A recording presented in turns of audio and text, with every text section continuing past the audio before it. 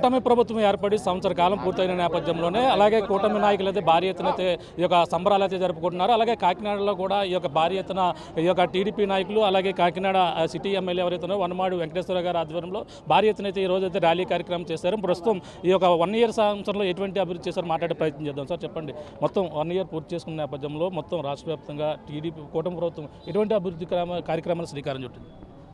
ఈరోజు సంవత్సరం పూర్తయిన సందర్భంలో కూటమి ప్రభుత్వ నాయకులకి కార్యకర్తలకి అదేవిధంగా ప్రజలకు కూడా శుభాకాంక్షలు తెలియజేసుకుంటూ ఏదో సంవత్సరం పూర్తయిన సందర్భంలో ఈ రోజున ప్రజల్లోకి వెళ్ళడం జరిగింది. ఈరోజు కార్యక్రమం తీసుకుని పాదయాత్ర చేస్తూ ప్రజలందరూ సంతోషం ఆనందం వ్యక్తం చేస్తున్నారండి. ఎక్కడికి వెళ్ళినా స్వాగతం పలుకుతూ ఈ పరిపాలన దిగ్విజయంగా కొనసాగాలి ఉండాలని కోరుకుంటున్నారు. మత పెద్దలు వచ్చారు, ప్రార్థన చేశారు. ఇది 5 సంవత్సరాల పరిపాలన కాదండి, 15 సంవత్సరాలు ఉండాలి. ఒక ఇల్లు కట్టాలంటే 5 సంవత్సరాలు పడుతుంది, అభివృద్ధి చేయాలంటే 15 సంవత్సరాలు పడుతుంది. వాళ్ళు మాటల్లో చెప్పారు. చంద్రబాబు నాయుడు గారు 5 సంవత్సరాలు కాదు ఉండడం, 15 సంవత్సరాలు పరిపాలన చేయాలి, ఈ రాష్ట్రాన్ని అభివృద్ధి చేయాలని ఆశీర్వదించారు ఆ రోజు. ఈరోజు బ్రహ్మాండమైన అభివృద్ధి జరుగుతుంది. ఒక పక్కన సంక్షేమం అభివృద్ధికి బాటలు వేస్తున్నారు. మీరు చూస్తున్నారు సంక్షేమం ఏ విధంగా ఇస్తున్నారు. పెన్షన్ ఇచ్చారు, మెగా డిఎస్సీ తీస్తున్నారు. ఇది ఒక తల్లికి వందనం ఈరోజు కార్యక్రమం తీసుకోవడం జరిగింది. అదే గ్యాస్ సిలిండర్లు ఇచ్చారు. ల్యాండ్ టైటింగ్ లా రద్దు చేశారు ఈ రోజున. ఏమండి మత్స్యకారులకి ఈ రోజున 10,000 ఉండేది 20,000 ఇచ్చారు. అదేవిధంగా చూసుకున్నట్టు ఈ రోజున లారీ వాళ్ళకి గ్రీన్ ట్యాక్స్ 2,000 ఉండేది 16,000 చేశాడు జగన్మోహన్ రెడ్డి. మళ్ళీ దాన్ని తగ్గించడం జరిగింది.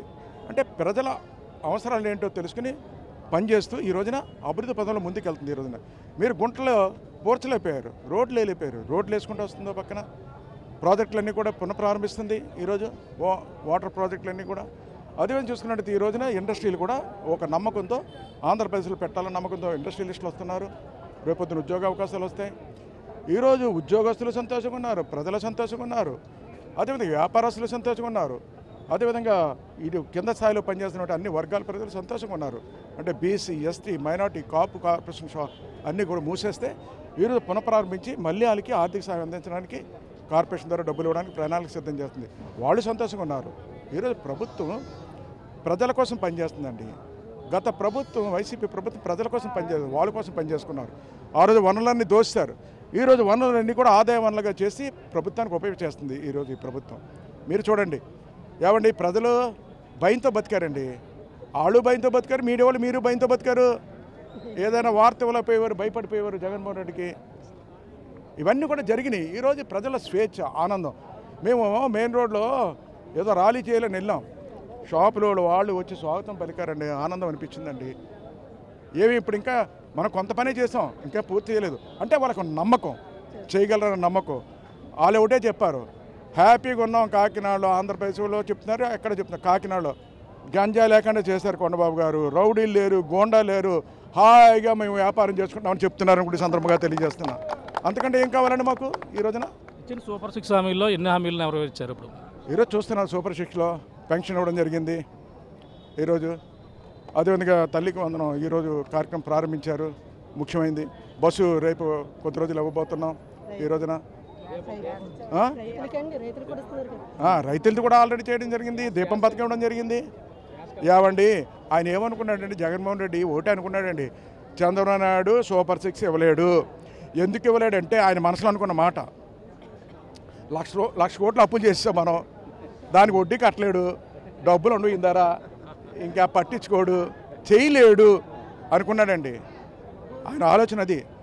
1,00,000 కోట్లు అప్పు చేసినా దానికి వడ్డీ కడుతూ ఈ రాష్ట్రంలో సూపర్ 6 సంక్షేమ పథకాలు ఇస్తూ అభివృద్ధి చేస్తూ ముందుకెళ్తున్నారు చూడండి.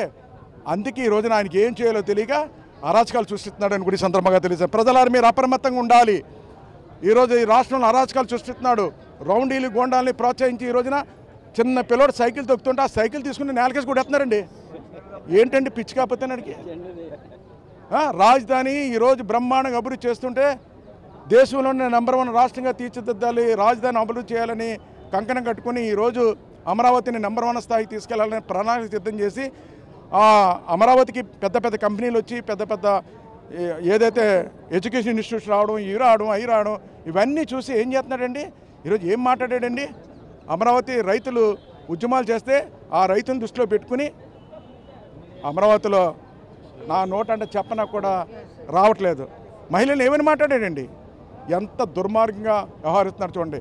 కొంతమంది ఈ రాష్ట్రంలో కొంతమందిని రౌడీలు గూండాలని ప్రోత్సహిస్తున్నాడు. ఎందుకంటే అరాచకాలు సృష్టించాలని. ప్రజలారా మీరందరూ అప్రమత్తంగా ఉండాలి. గూండాలని రౌడీలను ప్రోత్సహించి అరాచకాలు సృష్టించిన ప్రయత్నం చేస్తున్నాడు. నేను మేము మాట్లాడడం, చంద్రబాబు నాయుడు మాట్లాడడం, పవన్ కళ్యాణ్ మాట్లాడడం, కూటమి ప్రభుత్వం మాట్లాడడం కాదు. ప్రజలారా మీరు బయటికి రావాలి, మీరు మాట్లాడాలి, ఎదుర్కోవాలని కూడా సందర్భంగా తెలియజేస్తున్నా. ఇది మీకోసం ఒక మంచి పరిపాలన అందుతుంది. దీన్ని డిస్టర్బ్ చేయాలని చూస్తున్నాడు. ఏడాది పాలన బ్రహ్మాండంగా నడుస్తుంటే ఒక పరాగిద్దన అభివృద్ధి సంక్షేమం ప్రజలందరూ కోరుకుంటున్నారు. 15 సంవత్సరాలు ఈ ప్రభుత్వం ఉండాలి, ఈ రాష్ట్రం అభివృద్ధి చెందాలని ప్రజలు కోరుకుంటూ ఉంటే మళ్ళీ మా నాయకుడు వచ్చేస్తే బాగుంటుందని గోండాలో రౌడీలు ఎదురు చూస్తున్నారు, అరాచకాలు చూస్తుంది. కానీ ప్రజలు మిమ్మల్ని నమ్మరు. ఎందుకంటే ఒకసారి సానుభూతితో ఓటేస్తారు, ప్రజలు నమ్మి మిమ్మల్ని ఓట్లేశారు. 5 సంవత్సరాలు అవకాశం ఇస్తే మీరు దాచుకున్నారు. ఈ రాష్ట్రాన్ని అన్ని విధాలను నాశనం చేశారని ప్రజల్లో నాటుకుపోయింది.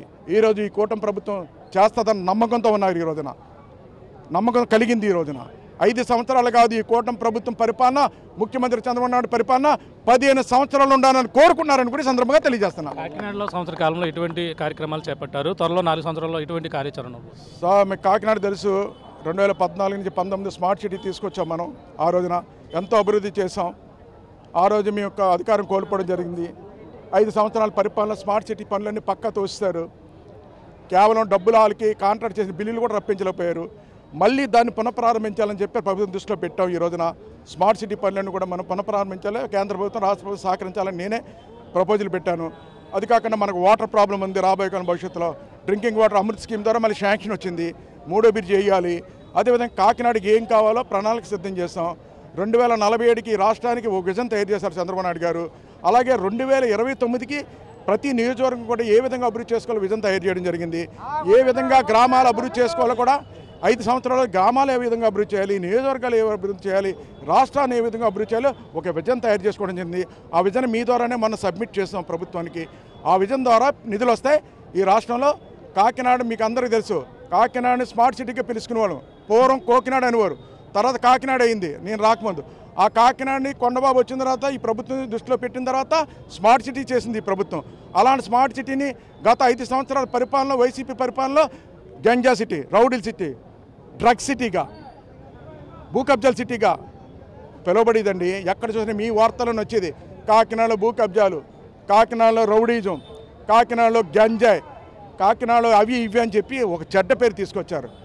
ఈరోజు అలాంటి దాన్ని మళ్ళీ కాకినాడ స్మార్ట్ సిటీగా చేయడానికి ఈ ప్రభుత్వం దృఢ సంకల్పంతో ఉంది, పనిచేస్తుంది అని సందర్భంగా తెలియజేసుకుంటూ ఈరోజు ఏదైతే 5 సంవత్సరాలు పూర్తి చేసుకున్న సందర్భంలో మళ్ళీ ఈ ప్రజలకి, కూటమి ప్రభుత్వ నాయకులు, కార్యకర్తలకి, అదేవిధంగా మీ మీడియా వారికి కూడా, మీ అందరు కూడా, రాష్ట్ర ప్రజలందరూ కూడా శుభాకాంక్షలు తెలియజేస్తే సెలవు తీసుకుంటాం.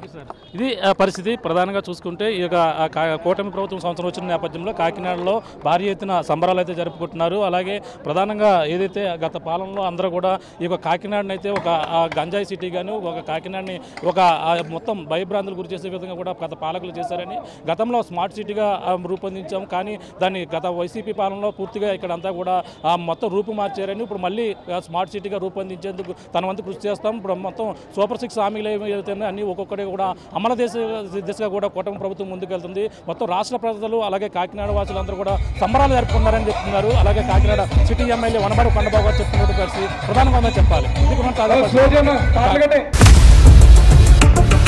ఇండియా పాకిస్తాన్ ఉద్రిక్తతలపై లేటెస్ట్ అప్డేట్స్ కోసం డౌన్లోడ్ చేసుకోండి RTV లైవ్ యాప్.